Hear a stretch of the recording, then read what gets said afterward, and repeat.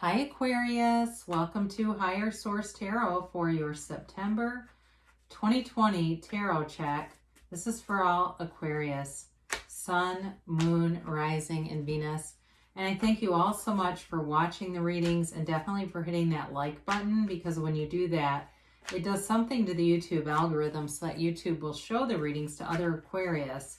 So thank you for that, and certainly for subscribing.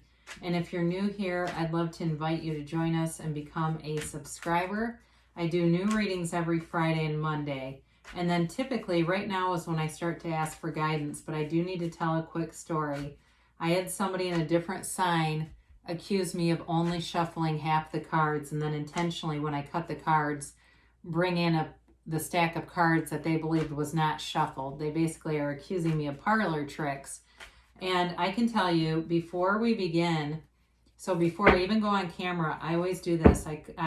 First I clear the cards, because if you're learning tarot, you always want to clear your cards. Otherwise, it'll get really hard to read if you don't do that. And then I always shuffle like this before we begin. I don't typically do that, this kind of shuffling on camera. I do it many times before we begin. I don't do it because I feel like it's very loud and it's hard for me to talk over. So what I think I'll do now is I'll do a couple of those in the beginning, and then we'll just begin. But I wanted to let you know what was going on, and I love you so much, and I appreciate you. And I don't like to delay the reading, but I just feel like I need to share that, because I'm not here to be fraudulent, okay? I'm just here to do the readings and to share what I can give to you and interpret the cards. So I do come from a very good place. I'm not here to try to control somebody's life through tarot anyway. So anyway, let's get started with why we're here. What is the guidance, please, for Aquarius? What does Aquarius need to know, please? What does Aquarius need to know, please? Sun, Moon, Rising, and Venus for the highest good. For all Aquarius. All right. So we begin with our tarot reading, and then we'll do an oracle card with the timeline and the yes and the no, okay? So your current situation, you've got the Seven of Swords with the Two of Cups. Your destiny, you've got the Moon. In the distant past, you have the World. The more recent past, you've got the Two of Swords, but coming towards you in the near future, you've got the Empress. You are represented here by the Ten of Cups. The person or situation around you is the Page of Swords. Your hopes and fears, you've got the Ace of Pentacles. You've got the Knight of Swords. This is kind of interesting. The bottom of the deck, you've got the Knight of Swords and the outcome. You've got the Five of Swords and the Six of Cups here. So, you've definitely got your own energy here with the swords. Libra, Gemini, Aquarius. You have Pisces here. You do have water, Pisces, Cancer, Scorpio. You've got earth too, and fire. You've got all the elements. So it feels like there's something interfering here with the Seven of Swords. This can be a relationship, all right? The Two of Cups can represent a soulmate connection, but it also can represent in work a job that's a real match for you. So there may be somebody who is trying to, and they might not be completely malicious, but they're adding in some kind of influence, some kind of energy, and maybe it's just them being negative, overstepping, being too pushy, something like that. Sevens are generally about victory and success in the tarot. And so with the Seven of Swords, the energy is short-lived. This is not a, it's not like it's going to devastate your whole life or something. But it does feel like whatever this block or this interfering entity is, it leaves you in a place of some frustration, okay? It feels like things were really coming together, and they still are, but it feels like it kind of interjects. So I don't know if somebody here has a relationship and you don't like the person's family. I mean, I get that. For somebody, it's like this mother-in-law that's kind of pushy, or father-in-law, or somebody who's in the family that's not the most, it's just a lower energy to try to be around. It feels like kind of a lot.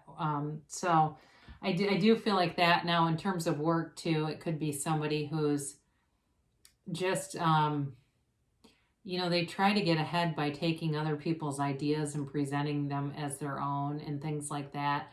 They're the kind of person who would like, you'd go to a conference or a seminar and they would steal something from the table that's for sale. And I'm not joking. That's what it feels like.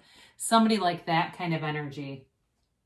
So again, we let whirling dervishes whirl, right?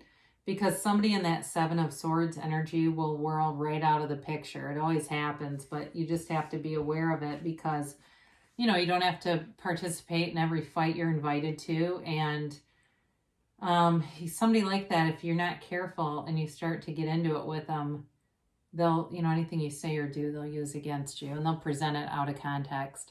So your destiny here, you've got the moon. Now there's a few things with this. Part of this is about setting your intentions on the new moon, but this is also about, secrets or something hidden from you. It's about something coming to light. And again, I feel like it really is more about you, focusing on yourself, doing what you need to do, and what needs to come to light will. You won't even have to expose it. It will be exposed. And I think it brings in a lot of relief because I looked right at that 10 of Cups and it's like, ta-da! Like, you sit back and, yep, here it is. They were, the things that they were doing became known. But with this card too, I didn't point this out, but you've got on the moon, two things with this. Whenever the moon appears in a card, the moon and the sun are always gifts, but you also have these little yellow things that fall off, and those are called yads, or gifts from the universe. They're Hebrew for the first letter of the name of God. So you've got good things coming towards you off of this, and it almost feels like the exit of the person is the good thing. I hate to say that, but it does. It feels like it just releases all this pressure and stress that this person brings in. Now, in the distant past, you had a new cycle that began, and it actually feels like a great cycle. It feels like it was fresh and light, and there was a lot of travel involved. You were getting things you wanted. You were going places you wanted. You were having fun. Certainly could have been in this relationship if for those of you that are in something and resonate with that. But it was just really, there was momentum there. And it was like an amazing feeling of, finally things are coming together and the work that I put in is making sense. And, all is well in the universe, right? And then we get into some confusion here with the Two of Swords. It's definitely a feeling of being caught in the middle. And again, with that Seven of Swords, I do feel like it's related to that.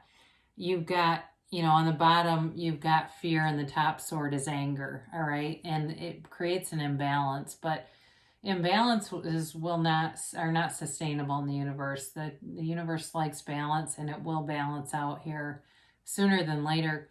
Now, even though this is air energy, it's got a very watery tone to it, all right? And so you've got there's an emotional charge to this. So even though you may feel blinded by something, or, it can even be blinded by something positive, like you're blinded by love or loyalty in a situation. And so you don't want to do anything because you don't want to upset other people. But I do feel like there's got to be some movement forward to break out of that kind of stuck energy. So here you go, in the near future, you've got this Empress energy, and it's definitely a very loving energy coming forward. She's the female creator of the material world. So, in terms of money, you have it a few times where things are coming in. You may be getting some communication from somebody from the past too. That's a love interest. That's also here. So for those of you that have been listening and saying, well, I don't have a current partner, this is bringing in love. When you see this card, it brings in all kinds of new opportunities and new growth. For some of you, there's definitely communication coming in terms of, it feels like in terms of a job, kind of an opportunity or money, some way of making some side money. And it may only be like a consultation thing, or it could be something short term, even like somebody works at Amazon and they need other drivers, and it's kind of a part-time gig and you do it when you feel like it. But it's not stressful. That's what I'm getting at. Whatever this is with money, it's nothing that is overly stressful, and I feel like you have a lot of autonomy over it. So that's the good news there. But you're here. I mean, you're represented by the 10 of Cups. So again, I feel like you have a lot of control over some of this and how it ends up working out for you. You're not at somebody else's mercy. But when you see the 10 of Cups, it's also telling you that the storm is past, that good things are coming forward. You're not, whatever tumultuous time you've been through, you've learned from it, but it also brings a great sense of gratitude and appreciation. All right. This is somebody who doesn't take life for granted and sees like the value in a lot of the small things that maybe, I guess too, coming out of a pandemic, a lot of us are seeing the value in gyms and hair salons. And I just saw in the news, there was something in California, hair salons are still closed there. I mean, my gosh, if that's true, people's mental health, I can understand, why people are kind of ragey and they're writing comments on tarot channels that were fraudulent. But anyway, that's just a little joke. But the person you have coming towards you is a consummate cheerleader, all right? This person inspires everybody to action. They're always the cheerleader, but they're not full of shit. They mean it. This person is positive. They've got pure positive energy just coursing through their veins, and like they come forward in this bundle of light. And so it may be somebody though who was in a relationship that but they're going to be getting out of it, or they are out of it. So some of you may be bringing in somebody who you've always kind of liked, but they were in something else and weren't available. So they're going to be on the market for whoever that's for. But if it's somebody too, that it's an ex, I do feel like they are very positive in their disposition and just like I said, I mean, they're a real initiator. They like to start new projects. They might not be the greatest at finishing, and that's the only thing I'll kind of put in there, but it doesn't bother them. They don't, the only bad thing about that is when you live with somebody who's like that and they start tearing stuff out and then they don't rebuild. That would be my only word of caution there. But I do feel like they go through life with sort of this robust, positive attitude, and they're a lot of fun to be around. They're loyal. They're, they are positive. So your hopes here are the Ace of Pentacles. You want that big offer. You want that stability. You want that new resource, and here it is. All right. So when this card comes up, it's like a whole new opportunity opening up for you, and it brings in money, but it also brings in a lot of new growth in other areas. So too, we don't talk a lot about friendships, but I do feel like that is also something that could be coming forward, where you've got just kind of a reconnection with people. I mean, and even some new people, having new people come in. Now, this is interesting because you've got air energy here. The Knight of Swords, I don't much mind for you. The Five of Swords, though, this is an interesting card because it really depends on what the situation is, because it can be victory, but it can also be defeat. Now, the Five is a change. So I mentioned before, with a new love interest, if the person was in something, I do feel like they're walking away because there was just too much conflict. I also think, though, for those of you, when we were talking about that Seven of Swords, this is going to be a change and leaving that behind.